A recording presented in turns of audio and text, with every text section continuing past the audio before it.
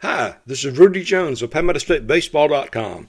Welcome to the Palmetto State Baseball Podcast for April 22nd, 2024. Sorry I'm a little late this week. I did this week's DISA and data report from our website before recording the podcast. It just seemed to work out better because I wanted to make sure all the Region 10 junior college games that were played on Monday were over. And then I got wrapped up in Game 2 of the Carolina Hurricanes Stanley Cup Playoff Series against the New York Islanders. Nice win for the Canes with a comeback.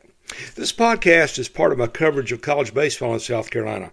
I offer schedules, scores, rankings, and other news about all 33 teams in the state at PalmettoStateBaseball.com.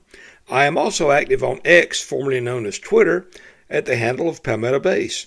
Drop me an email at rudyjones at PalmettoStateBaseball.com or send me a message on X or comment on any of the post I have at PalmettoStateBaseball.com. Listener and reader interaction helps me know what I need to do better, or at least differently, to make this a better site. If you see me at a game, please come say hi. I'd love to hear your input. If you like my coverage of college baseball in South Carolina, tell your baseball fan friends and invite them to follow my stuff too, both in print and the podcast. Instead of a sponsor, I use a little time each podcast to talk about the church where I serve the Lord. Please come worship with me at Reeder River Baptist Church on US 25 between Travelers Rest and the Furman University Golf Course in Granville County. Worship time is at 10:30 on Sunday mornings. I hope you'll come visit us and find that we're a friendly church. On to other things. I know the transfer portal is the subject of a lot of discussion in college football and college basketball, but it's really having a lot of impact in baseball too. Just about every team in the state has picked up some players in the portal, and they've lost some too. Position players Jacob Hidner-Leiter and Jimmy Overtop and a whole passel of Clemson relievers are transfers. Ditto for Ty Good and Dalton Reeves of South Carolina, Kevin Madden of College of Charleston, and on and on and on. Players from state schools have helped at the new destinations too. Clemson, Billy Amick left Clemson to go to Tennessee. Michael Braswell left South Carolina to go to LSU. And Wofford's Trey Younger is now batting leadoff at Georgia Tech. I know teams appreciate getting some immediate experienced help, but I hope schools will continue to go hard after high school players too. High school players can be in a program 2 or 3 years, and fans can become more familiar with them as they progress. The veteran transfers seem like rental players. Necessary, but rental players. I kind of prefer the former, but I don't know if the NCAA will ever put the genie back in the bottle when it comes to the transfer portal. Before looking back at last week's results, I want to give a shout out to the coaches and other officials at Junior College Region 10, that's National Junior College Athletic Association Region 10, because they allowed some flexibility in the region schedules this year. In the past, teams had 2 days to get in a 4-game series. Of course, that's 2 doubleheaders. This year, teams were given the flexibility of a 4-day window, Friday through Monday, to get in a 4-game series, and as a result, there were no cancellations in region games this year for the first time I can remember. I can remember teams losing 6 or 8 region games, which of course impacts their success in the region standings. Other news, Conference Carolinas had a tournament for its developmental teams. We call them JV teams most everywhere else. And Southern Wesleyan took home that title with a win over Francis Marion last Monday. Also looking back at last week, on Tuesday, Coastal Carolina knocked off a ranked North Carolina team in Chapel Hill. That was one of 4 wins by state schools against North Carolina schools. Clemson, USC Upstate, and Winthrop all represented the real Carolina well. There were also some in-state matchups. Wofford smoked Presbyterian 24-3. There's a reason why the Terriers are leading the country in scoring. College of Charleston whipped Charleston Southern, and South Carolina survived a test from the Citadel at a packed house at Joe Riley Park in Charleston. I took in that game because the Bulldogs usually give the Gamecocks a pretty good challenge most of the time, and because it gives my wife and me a chance to eat some seafood multiple times. Our favorites are the Charleston Crab House, Bowen's Island Restaurant, and the Marina Variety Store. You can't go wrong with any of them if you like seafood. And Ye Old Fashioned Ice Cream and Sandwich Shop, emphasis on the ice cream, is strategically located for us. I'm not a gourmet, I just like to eat. There were some great weekend matchups last week. Clemson took 2 of 3 from Pitt, including a game for the 900th regular season ACC win for the Tigers. During their series, Jimmy Overtop hit 5 home runs On Saturday, he tied the school record of 3 in a game, and he joined Blake Wright and Will Taylor in doing that this season. By the way, Taylor is going to be out for the rest of the regular season because of a broken bone suffered in his left wrist as he attempted to dive for a ball against NC State last week.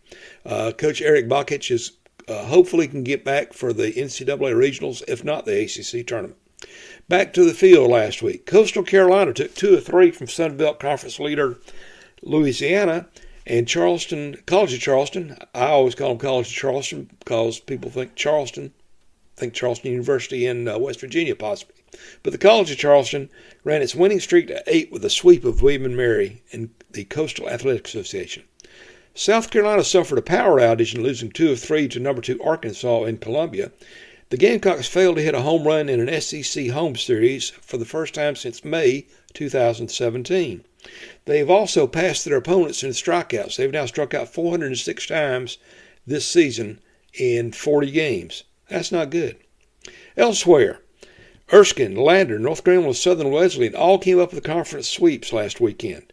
Landers won 14 straight, and I think they'll have clinched the top seed for the Peach Belt Conference tournament, even though the league hasn't officially announced it. Southern Wesleyan took a 14-game losing streak into its weekend series with Francis Marion, and the Warriors won all 3 games. Also, Bob Jones pitcher Joshua Legnard pitched his 5th complete game victory in the last 6 outings on Saturday at Trinity Baptist. It was his 5th 7-inning complete game of the streak. In the only game he hasn't finished during that period, he pitched 8 innings. But he left in a 0-0 game, and the Bruins lost in the 9th, 3-0. Coach Brent Castile's game got a series win at Trinity Baptist. They've now won 8 games this season, and they did so without leading hitter Riley Ramsey, who was out with an injury. Ramsey left after the first inning of a midweek game with Montreat after sliding into second base and coming up hobbling. No word on when he might be back.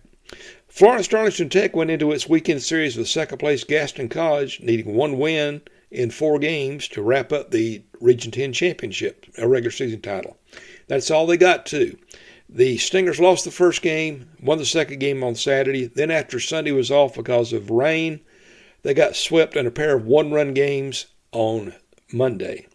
But still, the Stingers are top seed for the region tournament.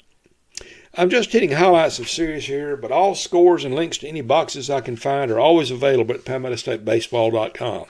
Speaking of which, in trying to finalize the Region 10 standings, I noticed I'd missed an April 9th game between USC Lancaster and Southeastern. I now have added that game to my score list and also to the Lancers records. Before announcing the weekly awards for PalmettoStateBaseball.com, let's check out where state teams are in their respective standings. Clemson has a 2-game lead over Florida State in the ACC Atlantic Division. Right now, the Tigers would be either the first or second seed for the ACC tournament. The top 2 seeds are the 2 respective division winners. As I said, the Tigers have a 2-game lead over Florida State. Florida State is at Duke this week, which is going to be a test. Clemson, meanwhile, has a series at Louisville, which has struggled. They've been up and down, and right now they're 9-9 in the ACC. Clemson is 13-5. In the Southeastern Conference, South Carolina is tied for 4th with Georgia in the East Division at 9-9. The Gamecocks would be tied for 7th if the SEC tournament were to be seeded today. But, of course, there's still 4 more weeks of league games. The Gamecocks are 6 games behind Kentucky, which happens to come into Founders Park this weekend. In the Big South Conference, USC Upstate won 2 of 3 against Charleston Southern, while Presbyterian was being swept by High Point. That knocked PC out of a share of the first place in the Big South and moved High Point a game ahead of the Blue Hose. Upstate is now 1 game ahead of High Point, 2 games ahead of PC, and 3 games ahead of 4th place Charleston Southern. Winthrop is at 4-11 in the region. In the Coastal Athletic Association, Charleston and UNCW are now tied for first place. The Cougars have the tiebreaker in that series. This weekend, the Cougars face Campbell, which is struggle. I'm sorry, I was looking at the wrong thing. This weekend, the Cougars face Campbell, and UNCW has a series against William and Mary, a team that Charleston just swept this past weekend. In the Southern Conference, Wofford is in second place. They are 2.5 games behind Samford. Terriers had some tough luck on the weekend. They went 1-1 at Mercer. After losing game one of a scheduled doubleheader on a walk-off on Saturday, they jumped to a big lead. I believe it was 5-2 in the second inning, and it got washed out. No game. It was canceled. So the Terriers lost potential to pick up a half game from where they are right now. The Citadel finally got its first conference win of the season, and they win at VMI on Friday. But they are still in 8th place in the conference as we hit the stretch. In the Sun Belt Conference, Coastal Carolina, Troy, and Southern Mississippi are all tied for second place at 11-7 in the conference. They are 4 games behind first place Louisiana, even after the Raging Cajuns dropped 2 of 3 to the Chanticleers. That is going to be a tough row to hoe for any of those teams to make that up, unless they get hot, and also get a little help from Louisiana losing some games. By the way, Coastal and Troy meet this weekend in a series to break the tie there. On Division II level, Lander, as I mentioned, should have the Peach Belt Conference top seed in the tournament. They are 19-5 in the conference, riding a 14-game winning streak, and they are 3 games ahead of both North Georgia and Georgia College, entering the final weekend of conference play. And the best either team can do would be to tie Lander, and Lander beat both of those teams head-to-head in the series. So I don't see how the Bearcats will not be the top seed for the tournament and get the tie for the regular season championship, or get the title for the regular season championship. Congratulations to Coach Jason Burke's team for doing some great work. Elsewhere, USC Aiken has been struggling. They are now 8-16 in the league. USC Beaufort got a walk-off win to salvage the final game of a series with Flagler on Sunday. They are in 9th place at 7-17, and then comes Claflin, which is 0-24 in the conference as it heads into a weekend series at Columbus State. The Panthers are on a 40-game losing streak, have not won since Game 2 of opening day, and with Columbus State holding a 28-19 record, it is going to be a tough row to hoe for Coach Bledsoe and his team to try to get a second win. Unfortunately, if they don't get one, it'll be a second straight one-win season in Orangeburg. In Conference Carolinas, North Greenville and Young Harris are tied for first place at 21-6 entering the final weekend of the season. The Crusaders are at Erskine, which has gotten hot. The Flying Fleet has won 5 straight games. They are now in 5th place in the conference. Can't catch the teams for the regular season championship, but doing well. A nice finish against the Crusaders would help Erskine as far as its tournament seeding. It'll be a tough row to hoe. Young Harris, which is tied with North Greenville, is at Belmont Abbey, and Belmont Abbey is always a pesky program, so it'll be interesting to see who comes out on top of that. If Young Harris and North Greenville remain tied for the lead, the Crusaders will get the tiebreaker based on the head-to-head sweep. If both should really stumble and have a lot of trouble, Mount Olive could slide by out of 3rd place. The Trojans are 19-7 in the conference. They played one less game because of a rainout, but they would really have to catch lightning in a bottle to get by both the the Mountain Lions and the Crusaders. Francis Marion and North Greenville I'm trying to improvise here. Francis Marion and Southern Wesleyan are tied for 10th in the Conference Carolinas, although Southern Wesleyan is coming off a 3-game sweep of the Patriots. In the South Atlantic Conference, Coker is in 3rd place behind Wingate and Catawba. Catawba has a 3-game lead over Wingate, but those teams meet head-to-head. If Wingate should win all 3 games, Wingate will win the top seed. If Catawba wins at least 1 game, they'll be the 2nd seed. Coker, if it can do well at Carson Newman, which is in 5th place, could possibly capture the 3rd seed. And even possibly if Wingate were to stumble, maybe the 2nd seed. We'll just have to see how that goes. Newberry has had some struggles lately. They were swept by Lincoln Memorial over the weekend. They are now 15-12 in the conference. Limestone won a conference series at Virginia Wise. They swept it, and they're now 13-14 in the conference. Anderson is at 9-18, and they play UVA Wise this weekend in hopes that they can pick up some ground. Benedict is in 9th place in the Southern Intercollegiate Athletic Conference.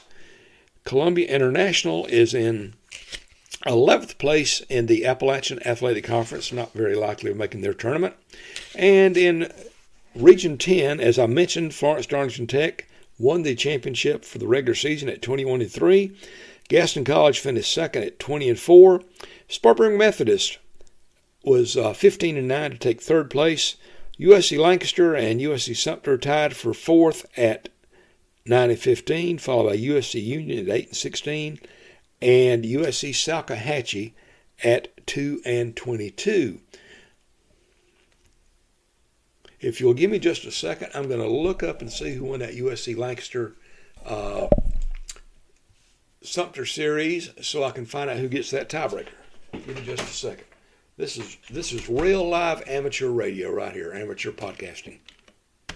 You can get to hear me type.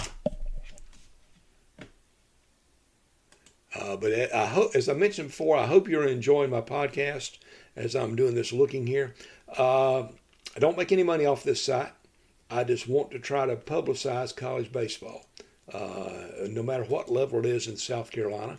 I just enjoy doing that and want to see kids get some recognition, especially with the way that newspapers are these days. You're not going to get any kind of meaningful coverage with smaller schools, particularly as we go through that. But almost to the point of finding out who won that Sumter series. I'm sorry. It is, Region 10 is a little bit confusing sometimes when the way they have their stats set up. I hope you're still listening to me. I appreciate that. And I am sorry again that I've confused you like this, got involved in this. I should have looked this up, and I just didn't realize it at the time. Right now my computer's kind of slow. Yes, this is really good stuff, isn't it? Almost there. All right. USC Lancaster and USC Union split their series. So it'll probably go down to whoever had the better win against a higher seeded team. And I'm not going to make you wait while I try to do that. I'll have that ready by next week. Sorry about that as we do it. Now back to other things, if I can find the rest of my sheet. All right. I named College of Charleston as Palmetto State Baseball Team of the Week for last week. The Cougars went 4-0 to move into a first-place tie with UNCW and the Coastal Athletic Association. They're on an 8-game winning streak, good for Coach Chad Holbrook's team. Clemson, USC, and Coastal remain the top 3 in my rankings of state Division I schools. College of Charleston, Wofford, and Upstate followed. North Greenville, Lander, Coker, Erskine, and Limestone are atop my Division II rankings for state teams. Columbia International is number 1 among NAI and NCAA schools, National Christian College Athletic Association. Florence Darlington Tech and Spartanburg Methodist remain 1-2 among junior colleges. Nationally, Clemson is ranked number 4 in 4 of the 5 major polls, and Texas A&M is number 1 in all of them. I try to use D1Baseball.com's rankings for consistency, so I won't be using different numbers every game I cover. Coastal Carolina is 13th in that poll, and USC is 24th. The Chanticleers are ranked in all 5 major polls. The Gamecocks are ranked in 4 of them. So, on to this coming week's midweek action. The top matchup involving a state school on Tuesday is Clemson's visit to Georgia. Keeping the Bulldogs' Charlie Condon from hitting one out of Foley Field is the top assignment for the Tigers' pitching staff. Condon leads NCAA Division I with a .483 batting average and 26 home runs. Also on Tuesday, Coastal Carolina opens a 2-game series at Creighton as Chanticleer's coach Gary Gilmore gives his team a taste of Omaha. Of course, that's the home of the College World Series and where every team wants to finish its season. College of Charleston is at the Citadel on Tuesday. Charlotte visits Winthrop, and Charleston Southern is at UNCW. Morris and USC-Aiken have home dates against Benedict and Coker, respectively, while North Greenville faces a road game at Peach Belt Conference Power, North Georgia. On Wednesday, Presbyterian has a home date with Georgia Southern. How about the next weekend? Clemson has a series at Louisville, as I mentioned earlier, in the ACC. South Carolina, which did not have a midweek game this week because of exams, plays host to East Division leader Kentucky. Kentucky's having a great season, even though they lost 2 of 3 to Tennessee. Coastal Carolina entertains Troy in that matchup of 2 second-place teams in the Sun Belt. Wofford is at home against Western Carolina, and the Citadel is at East Tennessee State in the Southern Conference. College of Charleston is at a Campbell team that was ranked early in the season but has struggled in Coastal Athletic Association play. Presbyterian tries to reel in Big South Conference leader Upstate with a series at Clinton, while Charleston, Southern, and Winthrop have the weekend off. Erskine is home against North Greenville, one of the top series in Conference Carolinas. I don't mention every team's results and schedule in my weekly look back or look ahead, but complete schedules and results are always available in the calendar at the bottom of PalmettoStateBaseball.com. I put out a new podcast every Monday during the season. If you enjoy my podcast and my other coverage of college baseball in South Carolina at PalmettoStateBaseball.com, please tell your baseball fan friends about it and encourage them to follow my coverage too. Email comments, compliments, or criticisms to Rudy Jones at PalmettoStateBaseball.com. I want your input to help my coverage of the best level of the greatest sport God ever allowed to be invented to be the best it can be. As a reminder, I'd love for you to come worship with me at Reedy River Baptist Church, 871 North 25 Bypass between Travelers Rest and the Furman University Golf Course in Graham County. Worship time is 10:30 on Sunday mornings. I hope you'll find we are a friendly church. If you don't live near Greenville, find a Bible-believing church near you. Thanks again for listening to the April 22nd episode of the Palmetto State Baseball Podcast for 2024. This is Rudy Jones of PalmettoStateBaseball.com saying, "It's a beautiful day for baseball. Let's play too."